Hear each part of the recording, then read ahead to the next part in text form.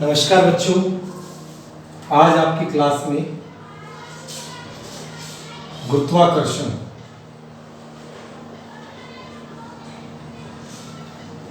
इस पाठ को मैं आपको पिछले 2 दिनों से मैं आपको पढ़ा रहा हूँ।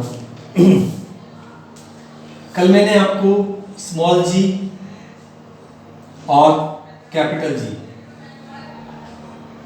इन दोनों में एक संबंध भी बताया था और भी अन्य कई बातें बताई थी। इस संबंध पर कुछ चर्चा करते हैं, थोड़ा ध्यान से देखेंगे। मैंने बताया था जी होता है G into M E upon R E square, यानी गुरुत्वीय त्वरण निर्भर करता है। अगर पृथ्वी का गुरुत्वीय त्वरण है तो वो निर्भर करता है पृथ्वी के द्रव्यमान, पृथ्वी की त्रिज्या का वर्ग और सार्वत्रिक गुरुत्वाकर्षण नियतांक पर, इन 3 चीज़ों पर निर्भर करता है। ये पृथ्वी है। पृथ्वी कुछ इस प्रकार है, ये उसका केंद्र है। ये 2 ध्रुव हैं पृथ्वी के, ऊपर और नीचे, और एक ये इसकी त्रिज्या होगी जहाँ से विषुवत रेखा होकर जाती है। तो बच्चों, पृथ्वी का आकार थोड़ा अंडाकार है। मैं थोड़ा अंडाकार बनाने का प्रयास करता हूँ।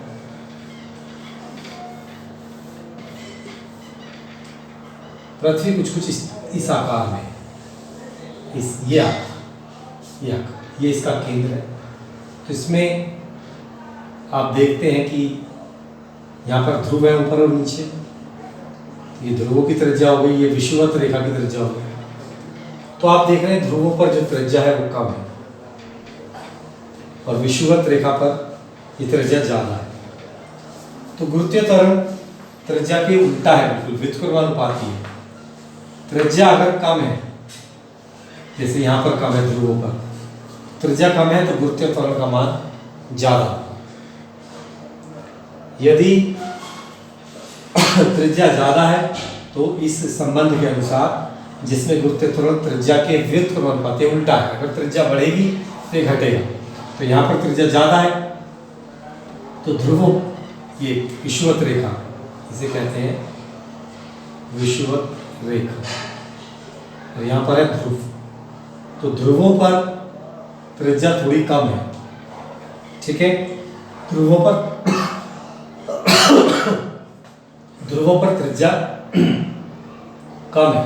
त्रिज्या कम है तो गुरुत्वीय त्वरण का मान ज़्यादा होगा, और जहाँ त्रिज्या ज़्यादा है वहाँ गुरुत्वीय त्वरण का मान कम होगा।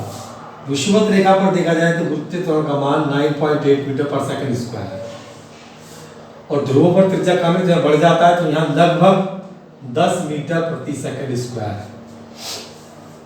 ध्रुवों पर जाने पर गुरुत्वीय त्वरण का मान बढ़ जाता है।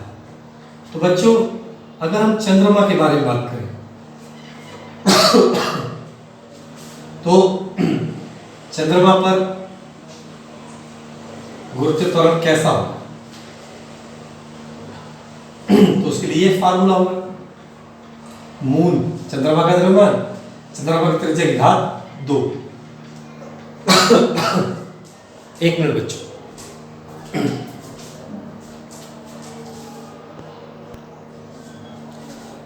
हाँ, तो बच्चों हम बात कर रहे थे चंद्रमा के गुरुत्वीय त्वरण की। तो चंद्रमा का गुरुत्वीय त्वरण, चंद्रमा तो पृथ्वी का 1/4 है, काफी छोटा है, तो उसका द्रव्यमान भी कम है, उसकी त्रिज्या भी काफी कम है।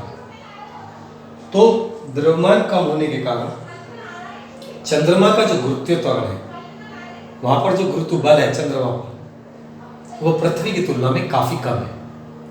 कितना है? ये है बच्चों, चंद्रमा का जो गुरुत्वीय त्वरण है वो पृथ्वी के गुरुत्वीय त्वरण का 6वां भाग है।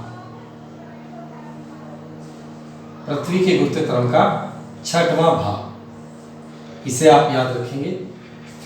हो सकता है इस पर आगे प्रश्न आपसे पूछा जाए। अब आगे बढ़ते हैं। जो बातें मैंने बताई उन्हें ध्यान रखेंगे।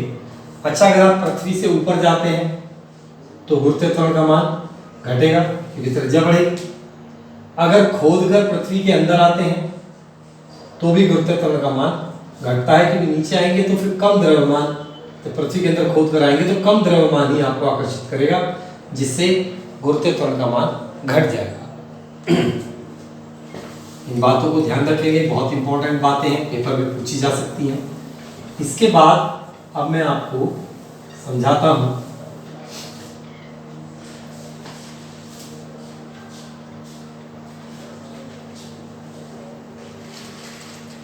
गुरुत्वीय त्वरण के अंतर्गत गति। देखिए बच्चों, जब हम पृथ्वी पर किसी चीज को ऊपर की ओर फेंकते हैं या कोई ऊपर से नीचे आती है तो उसके लिए भी गति के समीकरण है। आपने गति के 3 समीकरण पढ़े थे। v बराबर u प्लस ए टी, ए त्वरण है, t समय है, u प्रारंभिक वेग, v अंतिम वेग, s दूरी है, ut तो plus half A T square और v स्क्वायर बराबर u स्क्वायर प्लस 2as। ये 3 समीकरण थे, लेकिन ये एक समतल में गति थी, एक तल में गति। अगर गति ऊपर नीचे है तो उसमें समीकरण ऐसे ही रहेंगे, बस कुछ परिवर्तन करने हैं। जहां a है वहां g आ जाएगा, जहां s दूरी है वहां पर h आ जाएगा, क्योंकि हाइट बोलेंगे ना, ऊंचाई। तो ये 2 परिवर्तन आपको इसमें करने पड़ेंगे। तो आपके जो समीकरण हो जाएंगे v बराबर u प्लस जी टी और s की जगह h आएगा, h बराबर U T plus half G T square और v स्क्वायर बराबर u स्क्वायर प्लस 2gh। ये समीकरण लगेंगे।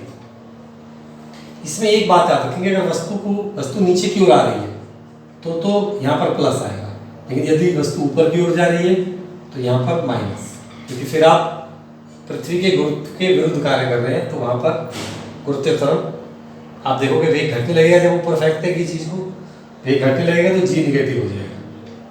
ठीक है, अगर आप किसी वस्तु को ऊपर फेंकते हैं तो ऊपर जाकर रुकेगी, तो ऊपर फेंकेंगे तो ऊपर रुकेगी। तो ऐसी स्थिति में v का मान 0 रखते हैं। इन समीकरणों में v 0 हो जाएगा अगर आप वस्तु को ऊपर की ओर फेंक रहे हैं। यदि वस्तु गिराई गई है, फेंकी नहीं गई नीचे, छोड़ी गई है, गिराई गई है, तो ऐसी स्थिति में u आपका 0 रहेगा। तो ये पॉइंट्स को ध्यान रखेंगे, जो बातें मैंने बताई हैं। अगर इन पर कोई आगे प्रश्न आप कर सकते हैं तो करिए, और जो नहीं आता है तो मुझसे पूछ सकते हैं।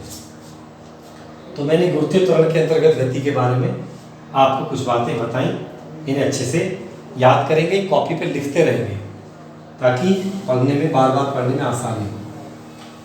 कुछ बच्चे हैं जो कॉपी पर लिख लेते हैं पढ़ते पढ़ते, वीडियो को रोक लिया करो, पॉज कर लिया करो, स्टॉप कर लिया करो और फिर लिख लिया करो क्या क्या बताया जा रहा है उसमें, तो आपके लिए बहुत अच्छा रहेगा।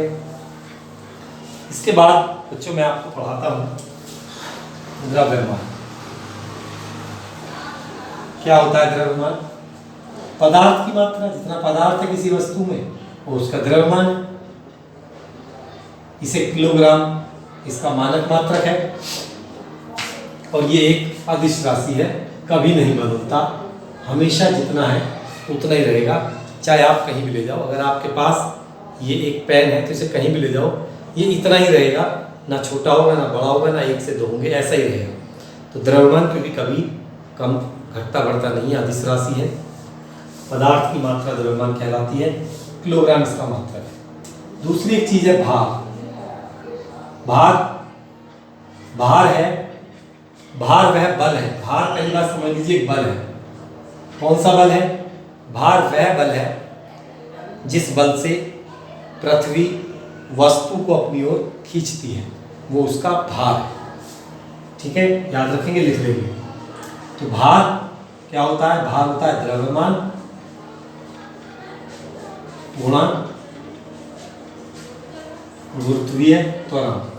पीछे वाली कक्षा में समझाया था, W बराबर द्रव्यमान गुणा गुरुत्वीय त्वरण, याद रखना।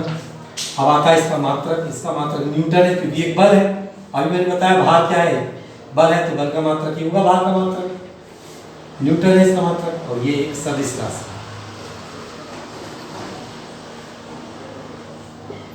ठीक है, इसके बाद आता है कि क्या पृथ्वी पर वस्तु का भार और चंद्रमा पर वस्तु का भार समान होगा? नहीं, क्योंकि चंद्रमा पर गुरुत्व त्वरण कम है, पृथ्वी का 1/6 है। तो फिर चंद्रमा पर जब वस्तु जाएगी तो उसका भार पृथ्वी के भार का 1/6 हो जाएगा। जैसे मान लिया पृथ्वी पर कोई वस्तु 60 न्यूटन की है, तो चंद्रमा पर उसका भार कितना होगा? पृथ्वी के भार का 1/6, केवल 10 न्यूटन। वहाँ पर आपका भार या वस्तु का भार बहुत कम हो जाएगा। कभी आपने चंद्रमा पर जब 3 वैज्ञानिक गए थे, यूरी गगारिन तो अंतरिक्ष में, नील आर्मस्ट्रॉन्ग और एडविन एल्ड्रिन, ये चंद्रमा पर उतरे थे। तो जब ये उतरे तो आपने देखा होगा चलने की बजाय ये मेंढक की तरह फुदक रहे थे, क्योंकि जैसे ही चलने के लिए कदम उठाते हैं तो एकदम बहुत ऊंचे उछल जाते हैं। तो वहाँ चलना इतना आसान नहीं है, क्योंकि गुरुत्व त्वरण वहाँ पर बहुत कम है, पृथ्वी के गुरुत्व त्वरण का 1/6, तो इसलिए वहाँ पर जो भार है वो घट जाता है। इसके बाद हम एक और चीज लेंगे, वो है अगला टॉपिक,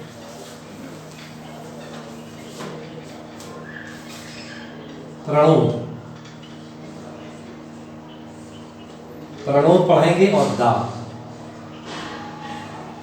देखिए मान लीजिए एक टेबल है और इस पर ये मान लीजिए एक ईंट रखी हुई, तो ये ईंट इस टेबल पर जितना बल लगा रही है उसको हम लंबवत बल, जितना लंबवत बल वस्तु किसी दूसरी वस्तु पर लगाती है उसको हम प्रणोद कहते हैं।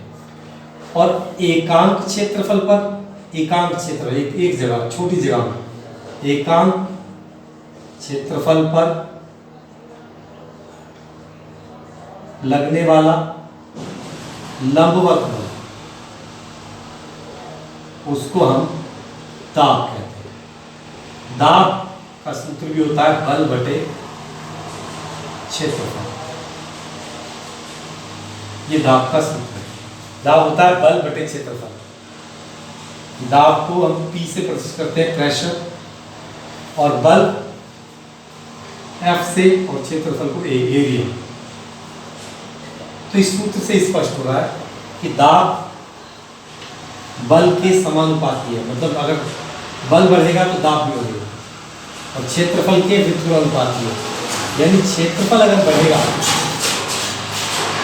तो दाब घटेगा, क्योंकि इन दोनों में उल्टा संबंध है। ऐसे बहुत सारे नुक्लियर हम देख सकते हैं। आपने देखा होगा जो कील होती है वो ऊपर से चौड़ी और नीचे से बारीक बनाई जाती है, क्योंकि नीचे जो है क्षेत्रफल कम होता है। जब क्षेत्रफल कम होगा तो बल लगाने से ज़्यादा दाब उत्पन्न होगा और कील आसानी से गड़ जाएगी। जैसे रेगिस्तान में ऊंट आसानी से चल लेता है, क्यों? क्योंकि ऊंट का जो पैर होता है वो चौड़ा होता है, उसका क्षेत्रफल ज़्यादा होता है। जब क्षेत्रफल ज़्यादा है, जब वो रेत में पैर रखेगा तो दाब लगेगा कम, उसका पैर नहीं धंसेगा और वो आसानी से रेत में चलेगा। हम रेत में, हमारे पैर का क्षेत्रफल कम है, रेत में जैसे पैर रखेंगे दाब ज़्यादा लगेगा और हमारा पैर धंस जाएगा। रेत में चलना हमारे लिए आसान नहीं होगा। रेल की पटरियों के नीचे चौड़े चौड़े लकड़ी के स्लीपर लगाए जाते हैं या पत्थर के स्लीपर लगाए जाते हैं, क्योंकि रेलगाड़ी बहुत भारी होती है। चौड़े स्लीपर लगाने से आधार का क्षेत्रफल बढ़ जाता है, क्षेत्रफल बढ़ जाएगा तो दाब घट जाएगा और पटरियाँ नीचे नहीं धंसेंगी। ऐसे न जाने कितने उदाहरण हैं जो हमारे काम में आते हैं। तो अब हमें दाब का मात्रक पता होना चाहिए। दाब का मात्रक क्या है? तो सूत्र से निकलता है। दाब क्या होता है? बल बटे क्षेत्रफल। तो बल का मात्रक क्या होता है? न्यूटन, और क्षेत्रफल भाग में तो प्रति लगाना पड़ेगा। क्षेत्रफल का मात्रक होता है वर्ग मीटर या मीटर की घात 2। तो दाब का मात्रक आ गया न्यूटन प्रति मीटर स्क्वायर। घात 2 को स्क्वायर कहते हैं, पहले याद रखें। या इसको एक वर्ड से भी पुकार सकते हैं और वो है पास्कल। हम इसे पास्कल भी कहते हैं। तो इस प्रकार बच्चों मैंने आपको प्रणोद, दाब और उसके कुछ अनुप्रयोगों को मैंने आपको समझाया है। तो इन सब चीज़ों को स्ट्रॉन्ग करिए, ध्यान से समझिए। अब आपको मैं एक और इम्पॉर्टेंट टॉपिक पढ़ाता हूँ, ध्यान से देखेंगे।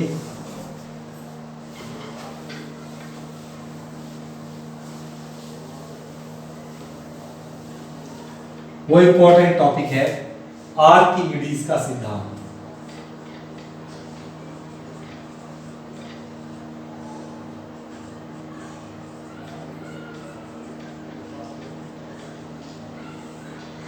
आर्किमिडीज को सिद्धांत को समझने से पहले थोड़ा सा एक और टॉपिक समझाता हूं आपको मैं, उत्प्लावन बल। ये क्या है उत्प्लावन बल? देखो बच्चों, जब हम किसी वस्तु को पानी में डुबाते हैं तो वस्तु आपको हल्की जरूर प्रतीत होती है। क्यों प्रतीत होती है हल्की? क्योंकि जो वस्तु का भार होता है वो नीचे की ओर कार्य करता है, और जब आप पानी में या किसी भी द्रव में डुबाते हैं तो वस्तु पर द्रव भी एक ऊपर की ओर बल लगाता है, जिसे हम उत्प्लावन बल कहते हैं। आई बात समझ में? इस बल को हम उत्प्लावन बल कहते हैं। अब ये बल कितना होता है, कितना लगता है, ये भी मैं समझाता हूँ। जब आप किसी वस्तु को डुबाओगे तो वो द्रव विस्थापित करेगी, जो द्रव वो हटाएगी उसको नाप लेंगे, तोल लेंगे, तो जितना उस द्रव का द्रव्यमान होगा उतना ही, या भार होगा उतना ही बल वस्तु पर ऊपर की ओर लगता है। ये बताया था आर्किमिडीज ने। आर्किमिडीज ने क्या बताया था कि जब किसी वस्तु को किसी द्रव में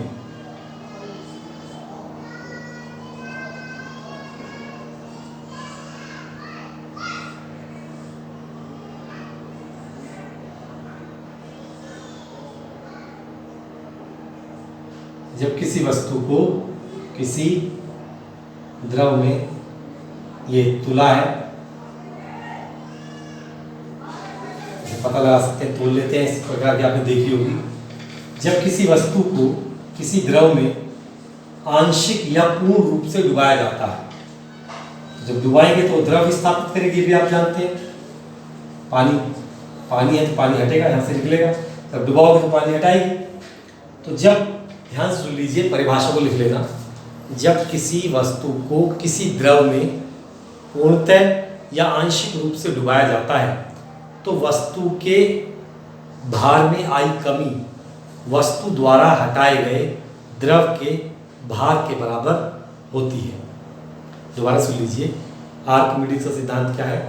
जब किसी वस्तु को किसी द्रव में पूर्ण रूप से या आंशिक रूप से डुबाया जाता है तो वस्तु के भार में आई कमी वस्तु द्वारा हटाए गए द्रव के भार के बराबर होती है। तो इस प्रकार प्रयोग द्वारा भी हम देख सकते हैं। इसके बाद आता है बच्चों कि कोई वस्तु किसी द्रव में तैरेगी या फिर डूबेगी। ये दो बातों पर निर्भर करता है, वस्तु के भार पर और उत्प्लावन बल पर। यदि वस्तु का भार ज्यादा है उत्प्लावन बल से तो डूब जाएगी। यदि उत्प्लावन बल ज्यादा है भार से तो वस्तु तैरेगी।